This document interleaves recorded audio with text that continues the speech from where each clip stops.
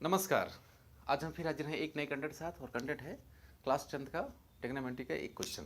और देखिए क्वेश्चन क्या है, कह रहा है कि इन ट्रायंगल एबीसी, कोई मतलब एक ट्रायंगल एबीसी और कह रहा है कि राइट एंगल्ड मतलब जो 90 डिग्री बना है एंगल वो एट ए मतलब ए पर बना है, 90 डिग्री ए पर बना है। कह रहा है इफ मतलब यदि, कह रहा है कि tan c equal to √3 then find the value of sine B cos c और plus cos b sine C, यानी इसकी वैल्यू आपको निकालनी है। ठीक है, तो अगर इस प्रकार के क्वेश्चन आपको मिलते हैं तो क्या करना है हमें, देखिए जो यहाँ जब आप सोल्यूशन लिखें, चाहे आप यूपी बोर्ड के हों चाहे आप सीबीएसई बोर्ड के हों, तो उससे नहीं मतलब, आपको पूरा यहाँ फुल सोल्यूशन देना है, जिससे आप चाहे स्टेप मार्किंग हो या जनरल मार्किंग हो तो आपको नंबर कब ना मिले। ठीक है, तो इसको कैसे करते हैं, देखिए यहाँ जो दिया है सबसे पहले सोल्यूशन जब हम यहाँ स्टार्ट करते हैं तो इसमें जो दिया गया है पहले आप यहाँ गिवन दैट क्या है, इसे आप लिखेंगे गिवन दैट। ठीक है, ये गिवन दैट मतलब यहाँ क्या दिया गया है, यहाँ दिया गया है कि राइट मतलब एंगल ए इक्वल टू यहाँ ए 90 डिग्री ये है। ठीक है, फिर दूसरी बात क्या है, दूसरा बात यहाँ दिया गया है कि tan c इक्वल टू यहाँ रूट यहाँ कितना है 3 दिया गया है। ये दो चीज़ें आप जो भी दो चीज़ें हैं, तीन चीज़ें हैं, जितनी चीज़ें दी गई हैं उसको आप क्या है वहाँ लिख देंगे कि ये गिवन दैट है। ठीक है, चलिए अब हम यहाँ से शुरुआत करते हैं। अब यहाँ लिखेंगे यहाँ सिंस कि tan यहाँ ऐसे, अब यहाँ इसको भी आप देखिए पहले सबसे पहले आप क्या बना लीजिए, एक ट्रायंगल बना लीजिए 90 डिग्री का। ठीक है, तो ये आपका क्या हो गया, ट्रायंगल बन गया 90 डिग्री का। तो आप इसको थोड़ा सा अच्छे से बना दें। देखिए अब एक जो कह रहा है कि एंगल ए पर हमें क्या है 90 डिग्री यहाँ बनाना है, मतलब जो उसमें एंगल बना है वो 90 डिग्री पर है। तो बाकी आप बी और सी जो बच रहा है आप अपने अकॉर्डिंग रख दीजिए, यहाँ कहीं भी रख दीजिए बी और सी। तो हम क्या है ऊपर बी रख देते हैं और नीचे क्या है सी रख देते हैं। चलिए यहाँ बी हो गया और यहाँ सी रख देते हैं, कोई दिक्कत नहीं है। क्यों हमने ऐसा किया, क्योंकि ए कहा है कि ए जो है वहाँ 90 डिग्री बना है, तो इसलिए हम ए को 90 डिग्री पास रखे हैं। बाकी आप अपने अकॉर्डिंग रख दीजिए, ऊपर नीचे कहीं भी रख दीजिए, कोई दिक्कत नहीं है। ठीक है, अच्छा देखिए क्या है, अब यहाँ tan यहाँ जो दिया गया है tan c इक्वल टू यहाँ √3 है और इसको आप 1 लिख सकते हैं। ठीक है, तो ऐसे लिखा जा सकता है कि tan c इक्वल टू √3 अपन इतना 1 लिख सकते हैं आप अपने अकॉर्डिंग। ठीक है, चलिए क्योंकि यहाँ tan c वैल्यू दिया है तो tan c मतलब tan जो थीटा होता है वो क्या होता है, तो आप सबसे पहले इसकी वैल्यू निकाल लीजिए क्या है जी, क्योंकि आप जानते हैं कि tan थीटा इक्वल टू होता है परपेंडिकुलर अपॉन यहाँ बेस होता है। इसका मतलब देखिए ये क्या हो गया, परपेंडिकुलर अपॉन बेस, ये परपेंडिकुलर हो जाएगा, ये बेस हो जाएगा।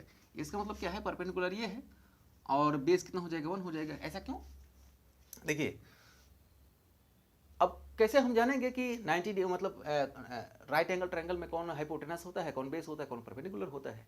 देखिए जो 90 डिग्री के सामने साइड होती है, जैसे ये कहा जाए ये वाली साइड 90 डिग्री ही बना, तो इसके सामने वाली जो साइड होगी वो हाइपोटेनस होता है। बाकी जो जहाँ 90 डिग्री बन रहा है, जो वर्टिकली साइड गई है, जो ऊपर साइड गई है, वह क्या हो जाता है परपेंडिकुलर या एल्टीट्यूड हो जाता है। नीचे बेस ही होता है जिस पे वो ट्रायंगल स्थित है, उस पे जिस पे टिका हुआ है। तो ये है, तो अब यहाँ क्या हो गया, देखिए इसी के अकॉर्डिंग हमने क्या है इसको परपेंडिकुलर मान लिया है, इसको 3 रख दिया है और यहाँ बेस को 1 रख दिया है। तो देखिए अब इस ट्रायंगल में आपको दो चीज़ें तो मालूम हो गई, लेकिन एक तीसरी चीज़ आपको मालूम नहीं है। क्या नहीं मालूम है, ये हमें हाइपोटेनस की वैल्यू नहीं मालूम है। तो अगर हाइपोटेनस वैल्यू नहीं मालूम है तो आप क्या करेंगे, तो उसके लिए आप ये करेंगे, क्योंकि आप जानते हैं यहाँ लिखेंगे, ठीक है यहाँ लिखेंगे बाई पाइथागोरस थ्योरम। ठीक है, बाई पाइथागोरस, ठीक है थ्योरम, ये आप लिख सकते हैं। ये अगर आप जानते हैं तो ठीक है, नहीं तो इसको आप देख लीजिए।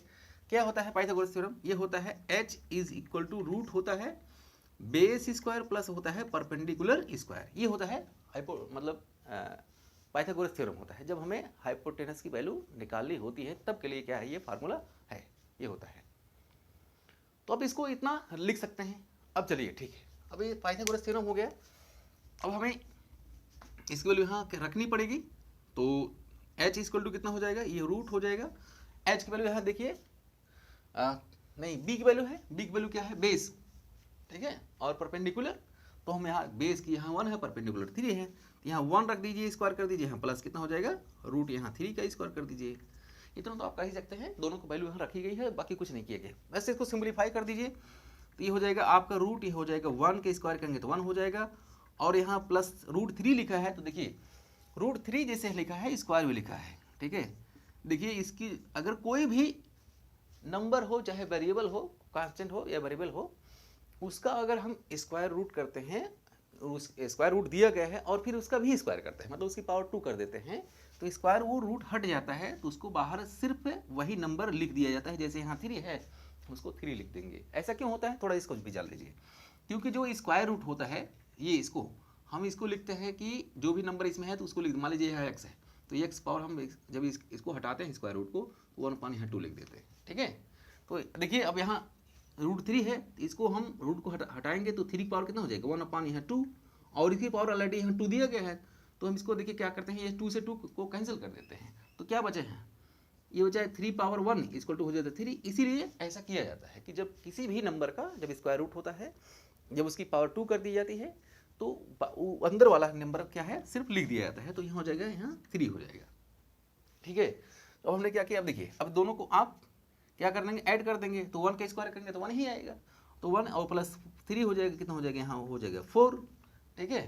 तो अब 4, अब स्क्वायर रूट 4 निकाल लें, कैसे, क्योंकि देखिए 4 है तो आप इसको 4 को 2 × 2 लिख सकते हैं। तो आप जानते हैं कि किसी भी स्क्वायर रूट में अगर जिसकी 2 का पेयर बन रहा है किसी भी नंबर का, चाहे वो वेरिएबल हो या कांस्टेंट हो, अगर वो 2 का पेयर बनना है तो बाहर उसको एक बार लिखा जाता है। तो इसका मतलब स्क्वायर रूट हो गया यहाँ 2, यानी h की वैल्यू जो हो गई आपको मिल गई यहाँ 2। तो आप यहाँ सीधा सा आप यहाँ रख देंगे, h की वैल्यू यहाँ 2 हो गया, ठीक है।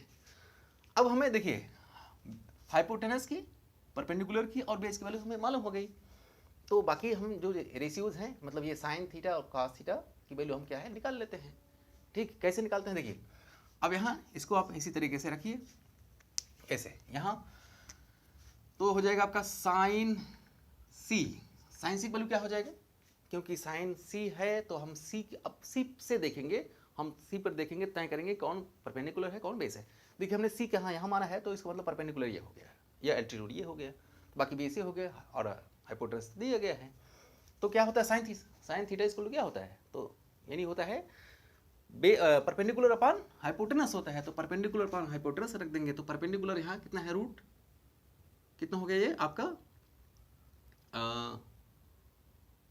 √3, हाँ ये हो जाएगा रूट, यहाँ 3 हो गया, ठीक है, √3 और अपॉन कितना हो जाएगा, हाइपोटेनस 2 है, तो ये साइन सी की वैल्यू हो गई। अब साइन बी की वैल्यू इसी तरह से निकाल लीजिए, तो साइन बी की वैल्यू है निकाल देंगे, यहाँ देखिए क्या हो जाएगा, यहाँ साइन बी, और ये कितना हो जाएगा साइन बी की वैल्यू। अब बी है देखिए हम यहाँ ले रहे हैं तो परपेंडिकुलर ये वाला साइड हो गया, ठीक है। तो यहाँ हम 1 अपॉन कितना लिख देंगे, 1 हो गया। बेस अपॉन क्या परपेंडिकुलर अपॉन कितना होता है, हाइपोटेनस होता है, ये हो जाएगा रूट, यहाँ 2 हो जाएगा, ये हो गया, ठीक। अब इसी तरीके से कास की वैल्यू भी निकाल लीजिए, तो कास बी वैल्यू यहाँ पहले निकाल लेते हैं। तो कास बी वैल्यू यहाँ जब भी लेंगे तो क्या हो जाएगा, ये परपेंडिकुलर ये बेस हो जाएगा, क्योंकि कास थीटा इक्वल टू होता है बेस अपॉन हाइपोटेनस। तो बेस देखिए √3 हो गया, तो आप यहाँ √3 रख दीजिए, और अपन हाइपोटेनस की वैल्यू यहाँ 2 है तो आप इसको 2 रख दीजिए। फिर इसी तरीके से कास सी की वैल्यू यहाँ निकाल लीजिए, कास सी हो जाएगा आपका यहाँ कास सी, ये कास सी की वैल्यू क्या हो जाएगी, अब देखिए सी है यहाँ तो ये क्या हो गया परपेंडिकुलर, तो बेस ही हो गया, और इसको रख देंगे तो ये हो जाएगा आपको 1/2 यहाँ हो गया, ठीक। चलिए अब हम क्या है इन्हीं सब वैल्यू को हम इसमें रख देते हैं। तो आप यहाँ रखेंगे क्योंकि यहाँ दिया गया है, देखिए साइन यहाँ बी दिया गया है, फिर कास सी प्लस यहाँ कास बी और इनटू यहाँ साइन सी दिया गया है। अब हम इसकी वैल्यू यहाँ पुट करते हैं, क्या करते हैं पुट कैसे, देखिए साइन बी की वैल्यू कहाँ गया है, ये देखिए 1/2, तो यहाँ 1/2 लिखिए, और इनटू देखिए साइन बी की वैल्यू होगी, फिर कास सी की वैल्यू आप रखिए, तो कास सी की वैल्यू देखिए यहाँ दिया गया है तो 1/2, यहाँ भी 1/2 रख दीजिए, बीच में प्लस है तो आप प्लस लगा दीजिए। कास बी की वैल्यू यहाँ देखिए रूट, ये हो जाएगा रूट यहाँ 3 अपॉन यहाँ 2 है, और इनटू साइन सी की भी वैल्यू क्या है, साइन सी यहाँ देखिए कहाँ गया, ये साइन सी की वैल्यू यहाँ है, तो ये हो जाएगा आपका रूट यहाँ 3 अपॉन यहाँ 2 हो गया। बस इसी को सिंप्लीफाई करिए, आपका आंसर आपके सामने हो जाएगा। चलिए तो ये हो जाएगा आपका, ये देखिए अब इसका मल्टीप्लाई यहाँ कर दें, इसके मल्टीप्लाई यहाँ, क्योंकि जब किसी भी दो फ्रैक्शन के बीच में मल्टीप्लाई का साइन लगा हो तो हम न्यूमरेटर का न्यूमरेटर में, डिनोमिनेटर का डिनोमिनेटर में कर देते हैं, मतलब हर का हर में, अंश का अंश में। तो 1 का मल्टीप्लाई 1 में करेंगे तो 1 हो जाएगा, 2 का करेंगे तो यहाँ हो जाएगा 2 का मल्टीप्लाई करेंगे 2 × 2 = 4 होता है, हो गया ये। बीच में प्लस प्लस लगा है तो आप प्लस प्लस लगाइए, माइनस लगा तो माइनस लगाइएगा, जो भी लगा वही लगाइएगा। इसका रूट का इसमें हम कर देंगे और इसका हम यहाँ इसमें कर देंगे। देखिए रूट अभी हमने बताया था कि जब किसी भी जो स्क्वायर रूट लगा नंबर है, अगर उसको 2 टाइम मल्टीप्लाई कर दिया जाता है तो उसकी रूट स्क्वायर रूट हट जाता है, उसको हम एक बार यहाँ लिख देते हैं। तो ये हो जाएगा आपका कितना, यहाँ 3 हो जाएगा और यहाँ 2 2 जा कितना हो जाएगा, यहाँ 4 हो जाएगा। इस तरीके से हम ये कर देंगे। चलिए अब देख रहे हैं यहाँ भी 4 है, यहाँ भी 4 है, तो इसको हम 1 टाइम लिख देते हैं। कितना लिखेंगे यहाँ 4, नीचे हो जाएगा आपका 4 और ऊपर वाला ये दोनों ऐड हो जाएगा क्योंकि दोनों का बेस इक्वल है। ये क्या कहते हैं, डिनोमिनेटर दोनों का इक्वल है। तो जब दोनों का ये डिनोमिनेटर इक्वल है तो ये हम इसको एक ही बार लिखेंगे, बाकी ऊपर को हम 1 प्लस यहाँ 3 कर देंगे। तो 1 प्लस 3 करेंगे कितना आएगा, 4 आएगा। तो ये हो जाएगा 4, नीचे 4 है तो 4 से देखिए 4 1 जा 4, ये हो जाएगा 1, यही हो जाएगा आपका आंसर। ये इस तरीके से इस टाइप के क्वेश्चन जो भी होते हैं हम उनको सॉल्व करते हैं। तो जो इसमें पूछा गया था कि यदि tan c की वैल्यू इतना है तो cos b cos c, sin b cos c और cos b sin c की वैल्यू क्या होगी, तो ये देखिए ये होगी। तो ये आपका क्या है, आंसर है। तो आज बस इतना ही, आपको मिलते हैं नए वीडियो में। यदि ये वीडियो आपको पसंद आया हो तो कमेंट बॉक्स में ज़रूर कमेंट करें। नमस्कार।